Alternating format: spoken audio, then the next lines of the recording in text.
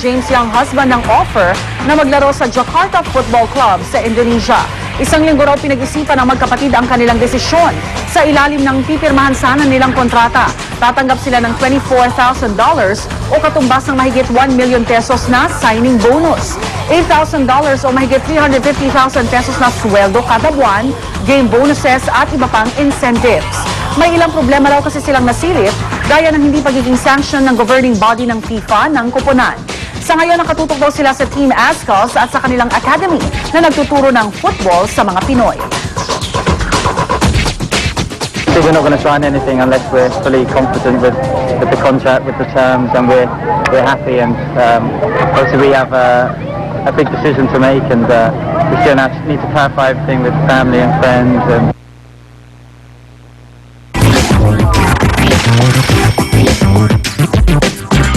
oras na para sa unang chika. Narito na si Luan D. Luan! Salamat, Igan. Starting our morning chikahan ngayong Fun Friday ay ang kasalang Oyo Boy Soto and Christine Hermosa. Ayon sa report ng PEP, nitong Wednesday, January 12 ay ginanap na ang exchange of vows ng dalawa. Yan po ay sa isang private ceremony na idinaos sa isang resort sa Talisay, Batangas. Present sa wedding, syempre, ang buong pamilya ni Christine who flew all the way pa from Canada. Double celebration din ang petsang yon dahil nataong 27th birthday din ito ni Oyo Boy.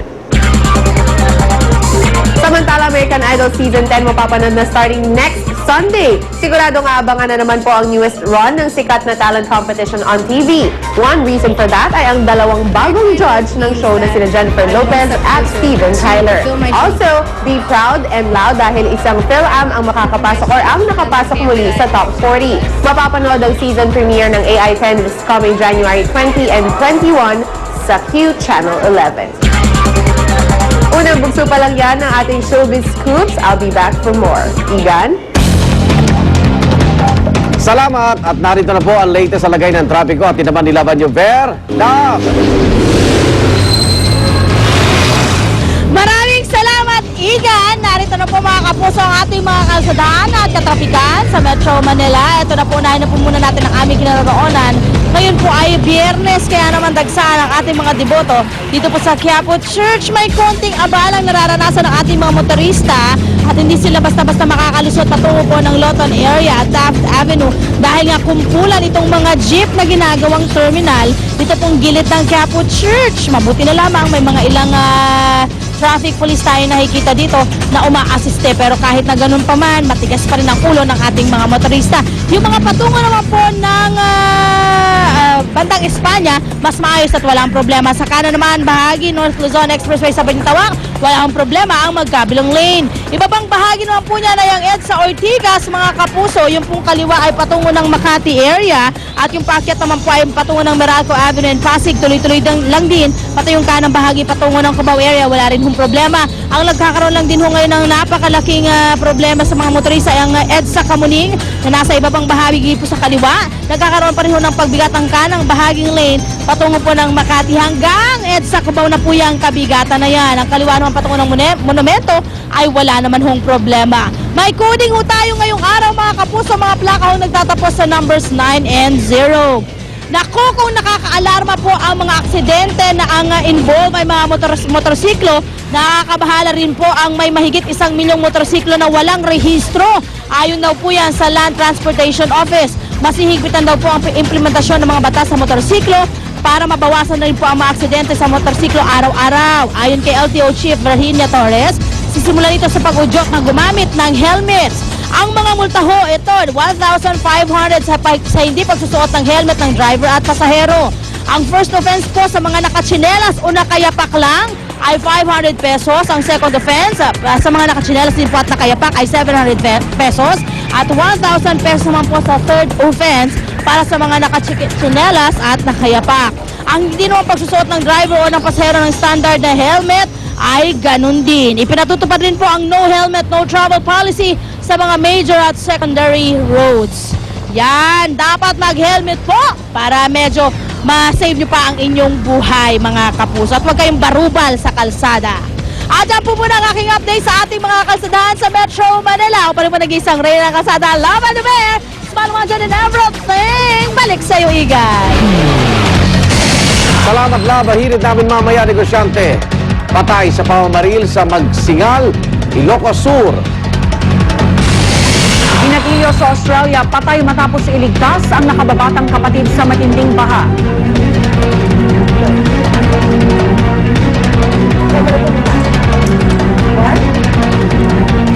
Agay boy, pumunta tayo sa Super Radio DCBB. Makasama natin nag-iisang investigador ng bayan, Mike Enriquez. Magandang umaga, tay. Ano ka mo? Bakit? 4 Nako, Oy, ikaw matindi yung video nyo Oh, Malungkot. malungkot pero matindi. Malungkot, Igan, Oh, malungkot. matagal nang usap-usapan yan, ilang araw na rin yung huling-huli ang mga parak na bumabatak. Oh. Ayan ang pamagat ng ating espesyal na pagtatangal ng investigador bukas ng gabi, Igan Ang ating kasawiang palad at nalulungkot kami na ang magiging pamagat ng ating espesyal na pagtatangal ng investigador bukas ng gabi, Oplan Parak-Batak. Ayan kitang-kita sa video ng investigador. Pulis, bumabatak, tumitira ng shabu, Igan, naka-uniforme pa man din.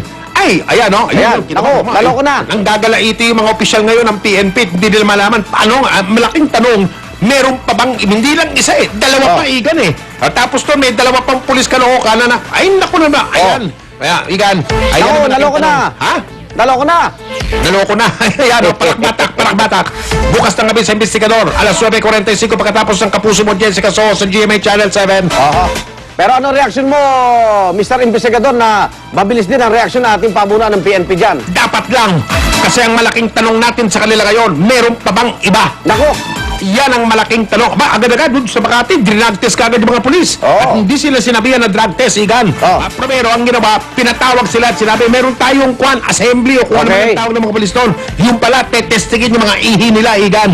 Yan, at mauulit yan sa iba-ibang stasyon ng pulis matapos makita sa buong bansa at ng buong mundo yung video ng investigador na hindi lang isa pero dalawang pulis na nagsasabaw. Yung isa naka-uniforme pa man din, Igan. pero hindi ito bago dahil may nauna ka ng nakunan at nagbagong yung pulis Pasig, yung pulis Pasig. nagbagong buhay na at nagkausap pa kayo, di ba, Mike? Kasama pa yung nanay niya. At May tindahan sila sa palengke na Pasig. nagpapasalamat Bumalik, siya bumalik, sa'yo, bumalik. di ba? Nagpapasalamat. Matagal na yun. Ilang taon na yun. Bago na naman ito. Ibig sabihin hanggang ngayon, meron pa rin ganyang pulis. Naloko na. Okay, imbitahan mo sila, Mike. Mga kapuso, Oplan, Parak-Batak. Parak-Batak, mga kapuso, yun dapat humuhuli at pumipigil sa pagbatak, sa pagdodroga. Sila mismo nagdodroga. Bukas ng gabi, alas 9:45 sa investigador, pagkatapos ng kapuso mo, Jessica Soho. Maraming salamat, anak. Maraming salamat, Tay. Huwag mo silang tantanan. Investigador ng bayan, Mike Enriquez. Ang Samantalan, narito na sina Pia at Chef Tristan. Huwag nyo ring tantanan. Ako, I'm sure hindi nyo ito tatantanan dahil napakasarap ng iluluto ni Chef. Alam nyo po mga kapuso, January 14 na po ngayon. So exactly 1 month na lang at Valentine's na. So ngayon pa lang ay pinag-iisipan na ni Chef kung ano mga pwedeng ihanda for Valentine's para hindi yun na kailangang makipagsiksikan, di ba? So Chef, good morning! Good morning, Good morning. Pia. Nako, Good morning. Chef, I heard you have something very special para sa mga kapuso natin na pwede nilang i-prepare as parang Valentine surprise para sa kanilang loved one, di ba? Oo naman, pero tanda natin ng mga kapuso na it's always yung effort. Nuts! Parang everyday's Valentine's Day with you, Chef, And ha? dapat hindi lang on the day itself, dapat every day must be a Valentine's Day sa mga mahal mo sa buhay. Oo nga, Ay, Chef, may Jenny. pinaghuhugutan. Grabe. So, Chef, ito, for this particular Valentine's meal, anong ihahanda natin? Actually, for the meal that ipe-prepare natin, it's very simple lang. Mm-hmm. Actually, on my part, dapat fish kasi para sa babae. Diba? Yan. Okay. So, parang mas healthy kasi Healthy. usually health conscious ang mga babae, yung mga dinedate, ganyan. Eto, Chef, pwedeng kahit sino, pwedeng gawin?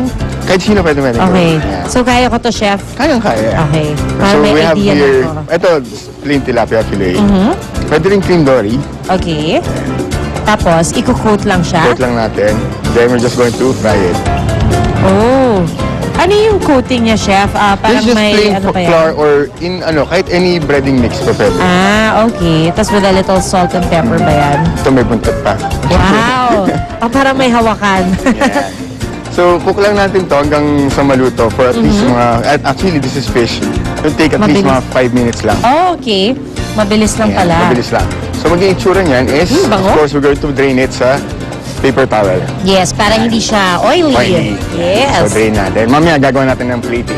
Okay, so itatabi lang muna to, chef. Yan. And then next Masarap. is gagawa tayo ng, syempre, sauce. Sauce, okay. Yan. For the sauce, Ito yung medyo sikreto, di ba, chef? Kaya Yeah. masarap ang sauce. so, I suggest, lalo na pa sa mga babae, or even sa, kahit sa mga lalaki, or even sa mga family, yung cream base talaga. Okay. Cream base na sauce is talagang all-time favorite yan. Talaga? Yeah. Oh, actually, pwedeng for kids. Kung For gusto kids, nyo, lalo na for kids. for married couples na gusto nilang isama yung kids sa kanilang Valentine's celebration, pwede rin to. We'll add some mushroom. Ooh, mushrooms. Yan. Wala nang oil di ba, chef? Kasi may butter ka Yan, na. wala na. And then we'll add some flour as a thickener. Flour natin. And pag yung sauce, chef, kailangan mabilis gawin para hindi siya didikit or hindi masusunog agad. Ganun ba yun? Especially when you're dealing with the cream base or dairy products, kailangan medyo medium low lang ang heat. Okay. We'll add some milk. Wow, naku, yan na yung pampasarap dyan, di ba, chef? Yes, the milk. And, Okay. Then we'll add some. We're going to add some cream. naku, parang nakakatakam, chef. Parang yung sauce, mas matagal gawin kesa dun sa actual pagprito ng tilapia fillet. Some pepper and some seasoning. Oh, okay. Yan. So parang ibabalance niya yung sweetness ng cream. Ganun ba yun? Yeah. Kasi Kasi- diba, Kasi normally pag minsan salt and pepper lang. But for this recipe, pepper and some seasoning para at least maiba yung lasa. Parang naglalaro siya. Oo nga. Hindi yung parang nakakaumay agad na, Oo. na puro gatas at Oo nga. butter. Actually, yun nga yun, usually diba with cream-based sauces or mga white sauce, minsan kalagitnaan na umay ka na. Yeah. So yun pala sikreto, lalagyan ng konting pepper or seasoning para may pambalansa dyan. And of course, para maging special, sa plating. Ah, okay. Doon natin idadaan. Doon natin. Oo nga. Imagine, no, kung hindi ka naman talaga nagluluto, tapos gawin mo to for your loved one on Valentine's Day. Naku, I'm sure matatouch yun at masa-surprise. Yan, plate lang natin lahat. Tapos, Middle. yung, Tapos,